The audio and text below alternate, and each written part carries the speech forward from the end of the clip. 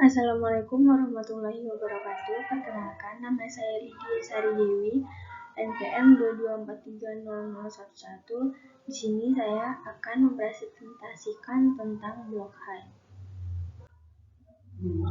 Jadi yang pertama di sini ada pengertian blockchain. Apa sih blockchain itu?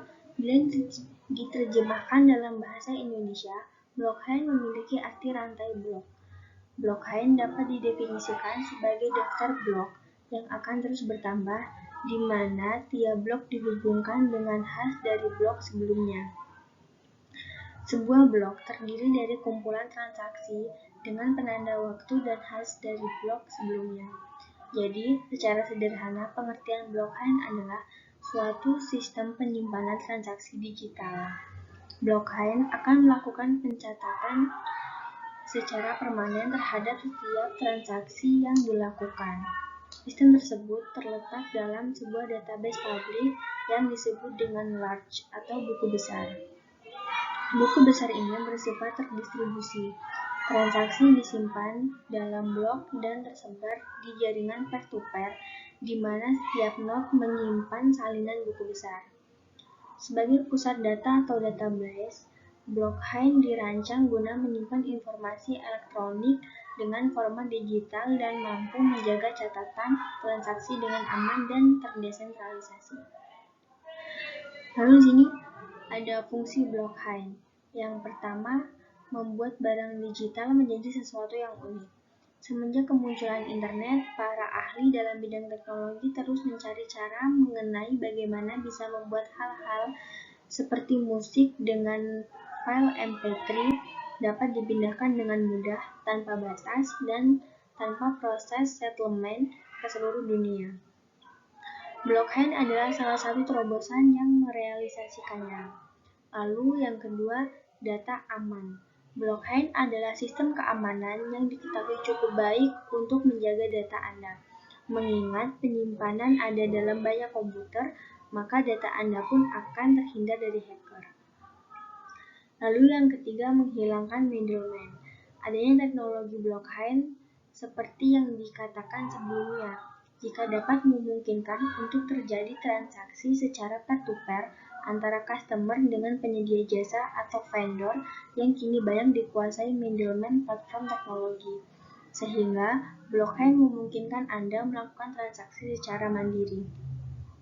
Yang keempat, mempengaruhi sharing ekonomi. Sharing ekonomi biasanya membatasi para pengguna untuk menggunakan jasa atau aplikasi milik platform tertentu, sehingga penyedia tersebut dapat menarik atau mengenakan biaya. Akan tetapi, blockchain adalah tempat di mana Anda bisa bertransaksi tanpa mengeluarkan biaya sedikit pun. Jadi kalau kalian pakai blockchain, jadi gratis nih. Lalu yang kelima ada data pada user atau customer. Adanya teknologi blockchain ini, kepemilikan data menjadi ada pada customer dan tidak dikuasai oleh platform-platform teknologi besar. Lalu yang keenam adalah transparan serta mutabilitas. Perusahaan blockchain publik bisa untuk dilihat dengan terbuka dan transparan oleh semua pihak yang membuat. Transaksi tersebut juga tidak bisa dirubah sehingga tidak seorang pun dapat menghapusnya. Jadi data-data yang ada di blockchain nggak akan kehapus kecuali kita sendiri yang hapus. Lalu yang ketujuh ada transaksi lebih cepat. Transaksi antar bank tentu bisa memakan waktu sampai atau beberapa hari untuk penyelesaian atau cleaning.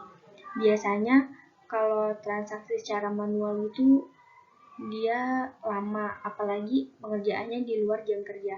Tapi dengan blockchain transaksi bisa dilakukan selama 24 jam penuh. Lalu ada karakteristik blockchain. Yang pertama, memiliki hash kriptografi. Saat blok diterbitkan dalam jaringan, maka secara otomatis tersegel secara kriptografis. Artinya, rantai blok yang sudah dibuat tersebut tidak dapat dihapus, diubah, maupun diduplikasi. Hal ini menjadikan sistem penyimpanan blockchain memiliki ketahanan dan kepercayaan yang tinggi. Lalu yang kedua, bersifat digital.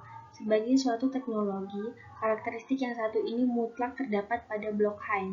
seluruh informasi termasuk catatan transaksi yang terjadi pada blockchain akan tersimpan secara digital. Dengan demikian, pengarsipan dokumen secara tradisional dan manual sudah tidak lagi dibutuhkan karena sudah adanya digital. Jadi lebih mudah untuk mengaksesnya. Lalu yang ketiga, blockchain berbasis konsensus.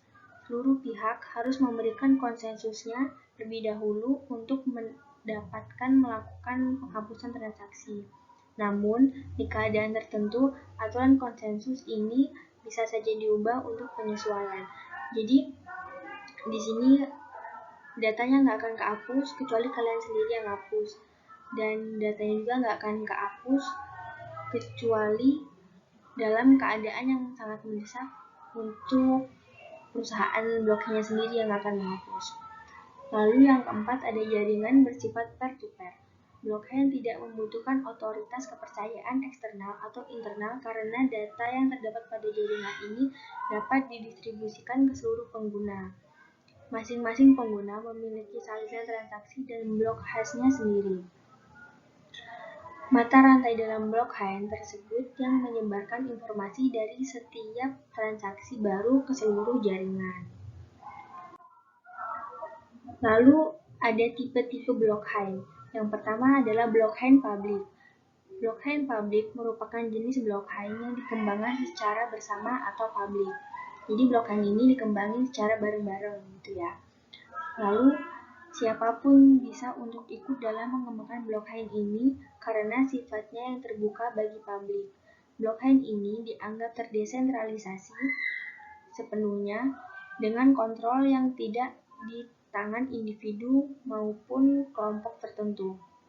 Contoh dari blockchain publik adalah Bitcoin. Lalu yang kedua ada blockchain privat. Blockchain privat tidak menawarkan akses secara terbuka. Tipe blockchain ini tidak bisa untuk diakses oleh publik. Bahkan untuk source code pun tidak dipublikasikan oleh pengembangnya. Hanya individu, anggota kelompok, ataupun kalangan internal dari perusahaan pemilik proyek blockchain tersebut yang mempunyai akses blockchain privat. Biasanya, blockchain ini digunakan untuk kepentingan database dan riset dari suatu jasa atau produk dari sebuah perusahaan. Contoh dari blockchain privat adalah multi-sign. Lalu yang ketiga ada blockchain konsorsium. Blockchain konsorsium adalah blockchain yang dikembangkan suatu kelompok bersama untuk kepentingan atau tujuan tertentu. Secara sederhana, blockchain konsorsium merupakan jenis blockchain privat yang diberdayakan atau dikembangkan oleh lebih dari satu kelompok.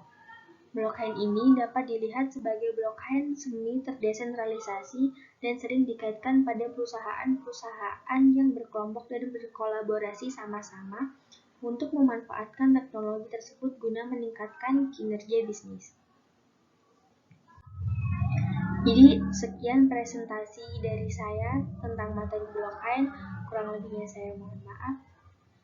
Saya akhiri, wassalamualaikum warahmatullahi wabarakatuh.